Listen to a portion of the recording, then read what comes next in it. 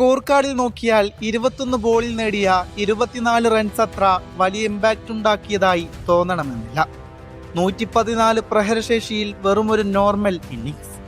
പക്ഷേ അന്ന് കളി കണ്ട ഓരോ ഇന്ത്യൻ ആരാധകനും മനസ്സിലായിട്ടുണ്ടാകും ഈ ഇന്നിങ്സിന്റെ പ്രാധാന്യം എന്താണെന്ന്. വെറും 24 റൺസ് കളിയിലുണ്ടാക്കിയ മാറ്റം എന്താണെന്ന്. സഞ്ജു ഗ്രീസിലെത്തുമ്പോൾ 4 ഓവറിൽ 20-3 എന്ന നിലയിൽ മുൻനിര തകർന്നാടിയുലയുകയായിരുന്നു ഇന്ത്യൻ കപ്പൽ. ഇനിയൊരു വിക്കറ്റ് കൂടെ പെട്ടെന്ന് നഷ്ടമായാൽ കളിയിലേക്കൊരു തിരിച്ചുവരവ് അസാധ്യമായേക്കാം.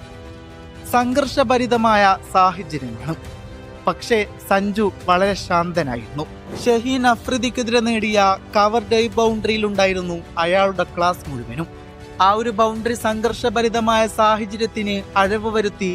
ഷഹീൻ അഫ്രിദിയുടെ ഫ്രസ്ട്രേഷനിൽ അത് നല്ലപോലെ കാണാനുണ്ടായിരുന്നു.